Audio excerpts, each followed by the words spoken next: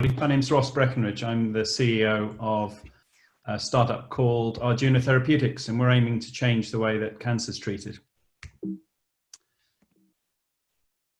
So if you are unlucky enough to have had a relative that's been diagnosed with cancer, you'll know that every patient asks the same 4 questions when they're diagnosed. They ask, can you get to it, especially if it's a brain cancer? Can you kill it?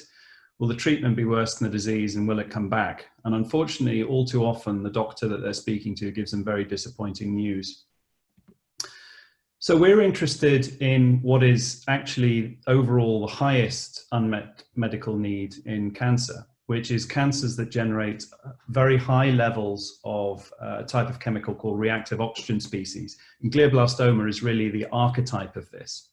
So high ROS tumors, high reactive oxygen species tumors, comprise about 30% of all cancer and is associated with cancers more or less of all types and a wide variety of genomes.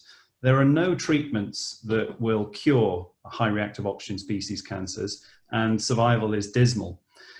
In general, the higher the level of reactive oxygen species, the worse the prognosis. So our solution to this is the first of our pipeline of completely novel drugs, AG5. And AG5 works better the higher the level of the reactive oxygen species is in the tumor. And it does this because it's a catalyst.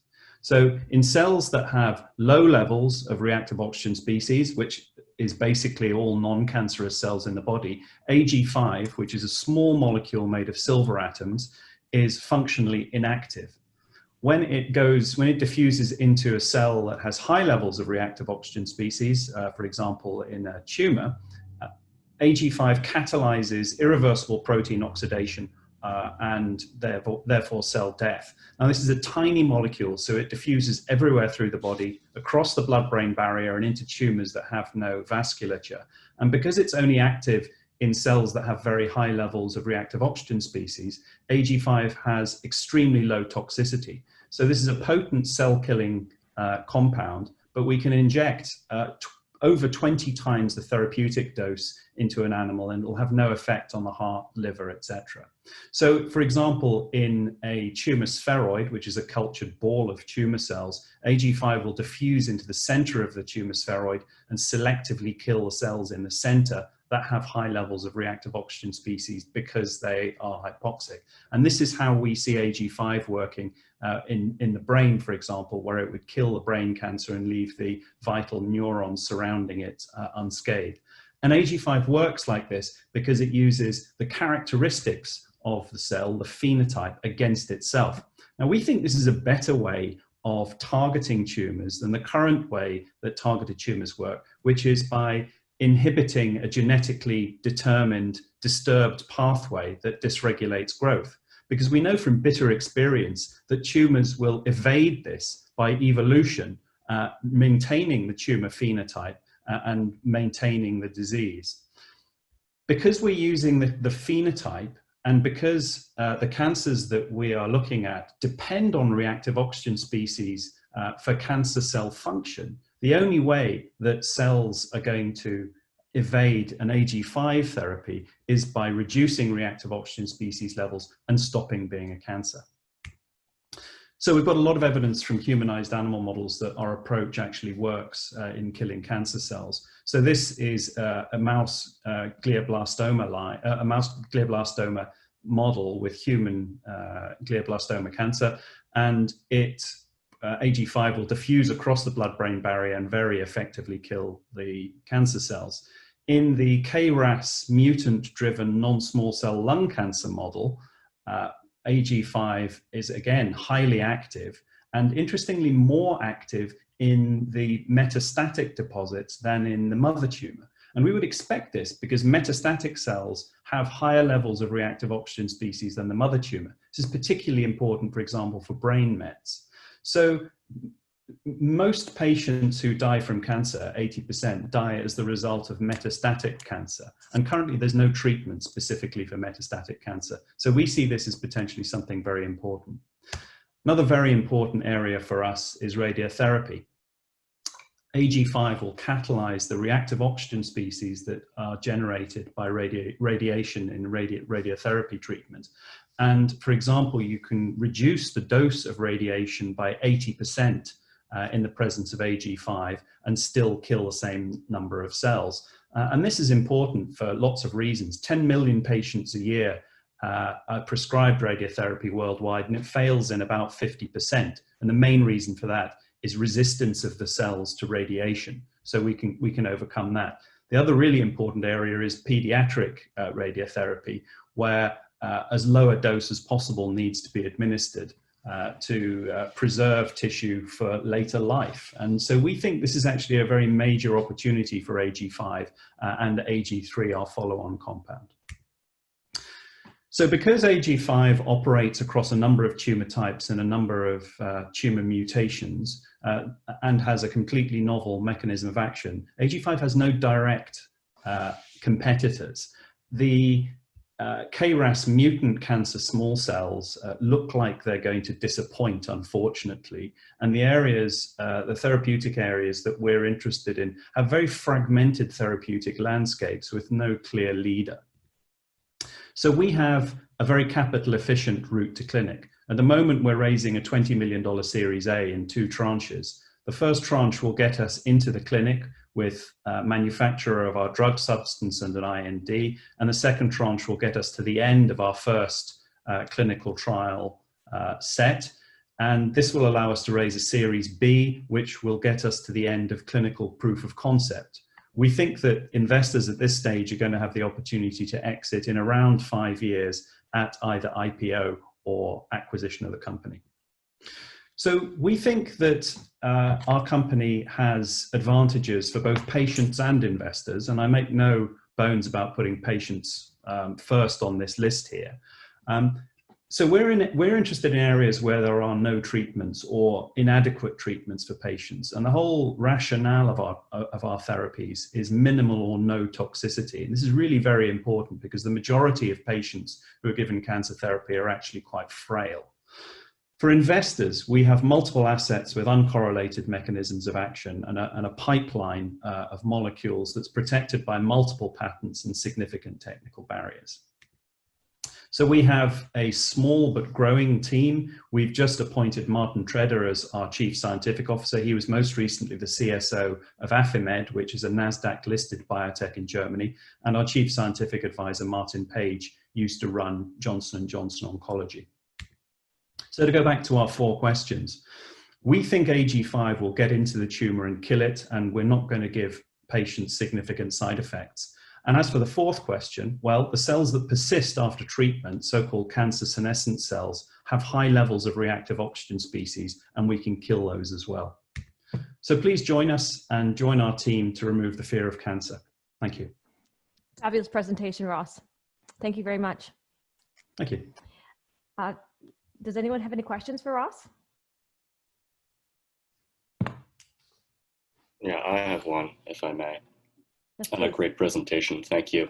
I actually come from the aging and geroscience field, and for a long time, reactive oxygen species have been characterized as strictly deleterious, that if we could wipe them out entirely, it would be great, but we find that they actually serve important signaling functions, and so I'm curious how that fits into your framework with this molecule, and also a bit about the cost of goods. I mean, if there's a lot of silver in this, it can't be that cheap. Well, thank you very much, Sebastian, for your questions. I'll take the second one first. Actually, the cost of goods is not high at all, and it's orders of magnitude less than making a biologic, for example. So the actual doses that we're giving are really minimal. So because it's a catalyst, you don't have to give very many molecules. The question about ROS signaling is really, really interesting, actually, because what we found is that there is a very strong threshold effect to our cell killing activity, because there are mechanisms in the cell that will repair oxidized proteins, which is why, we don't all just die from oxidization in utero. And actually, it takes quite a high dose of generated reactive oxygen species in the cell for AG5 to trigger cell death. So we find that in the sort of normal laboratory animals that we're studying, we don't see any evidence of off-target apoptosis. We're very interested in senescence, actually, and we think that one of the things that AG5 could end up doing is killing these sort of zombie cells, for want of a better word, that some people think persist in malfunctioning senescent organs like the Alzheimer's brain and an age-related heart failure. So that's something we're actively interested in pursuing. So whether or not our drug works as a way of clearing out these cells that you don't want to persist, we will find out. But certainly, if there is a high level of reactive oxygen species, a high enough level, AG5 will catalyze apoptosis and cell death. Right. And on that note, we actually have a senolytics company in our portfolio. And if you can demonstrate, I mean, we could give you some money or do some kind of joint project to show selective senolysis, killing senescent cells selectively. That would unlock some money from us. Well, I'd be very interested in connecting with you. So my email is on the last slide. So it'd be great if we could have a conversation. Thanks very much. Sounds good. I have two questions related to cancer and particularly brain tumors. Do you have any idea in terms of the heterogeneity of RLS expression in tumors as they're going from the center of the tumor into the infiltrated brain? Studying rodent tumors will give you limited information. Have you done it in any larger brains, rodent brains, human brains? Has anybody looked at the heterogeneity? And then the second question is, with a company that has many different outlets for the drugs that are being developed, how are you going to put together the resources to go forward with, say, cancer, with brain tumors, which in any clinical investigation is going to cost you somewhere between $20 and $60 million just to get far enough along? Yeah, and deal with some of the other diseases that you can just as easily address. Yeah, so those are both excellent questions. I'll take the second one first, if I may, Victor. So we're taking a mechanistic approach really to our drug, in that we have a very strong mechanistic hypothesis, and it's the advantage of coming out of an academic environment. We've got a very fine-grained understanding of what our mechanism is. And our first clinical program is really three separate clinical trials that are biomarker driven, that are aiming to get more information about how we identify patients that are sensitive to AG5, and also confirming that the mechanism is the same in humans as it is in the animal models and cell models that we've been looking at. And the idea is that at the end of what we're calling our phase one program, we will have a basket trial which will allow us to interrogate our molecule across a number of cancer types. Because in the end, if it all works as well as we hope, what we're aiming for is to be able to identify whether or not a tumor is a high ROS tumor or a low ROS tumor. And if it's a high reactive oxygen species tumor, AG5 would be an add-on drug that you use on top of what a patient is getting already to give an extra level of treatment. So to answer your first question about heterogeneity, I mean, that's something that's very interesting, and we're actively looking at that. At the moment, what we're finding that's very interesting is that people haven't really looked at reactive oxygen species levels, and particularly the specific species that we're interested in yet, because nobody's really needed to. So there is a fair amount of basic biology that we have to do. But glioblastoma is a really interesting case here, because even the non-hypoxic cells in glioblastomas have high levels of ROS. And at the center of the tumor, you find even higher levels because on top of the tumor phenotype, you have hypoxia. So we don't see that having hypoxia at the center of the tumor is going to actually stop our drug working. Quite the opposite, actually, which is the opposite from most cancer types. I hope that answers you vaguely, but please feel free to email me and we can continue the discussion. Hey, Ross, this is Dan Arbest. Can you hear me? Yes, I can. Hi, Dan. Hi. Thank you. Excellent presentation. By the way, Rosemary, thank you so much for convening this. Oh, you're welcome. But do keep in mind that the center of the tumor is the least important part. It's the edge that kills the patients. Yes, and that still has high levels of reactive oxygen species in glioblastoma. So we don't have to have hypoxia. So there are some tumors that have high ROS in the absence of hypoxia. So that's the point there. So Ross, my question, I apologize, Dr. Levin, are you finished? Yes, I'm finished. Okay, thank you. I apologize for interrupting. My question, Ross, is as you do lead optimization, you try to you pursue your process of moving from murine to human trials.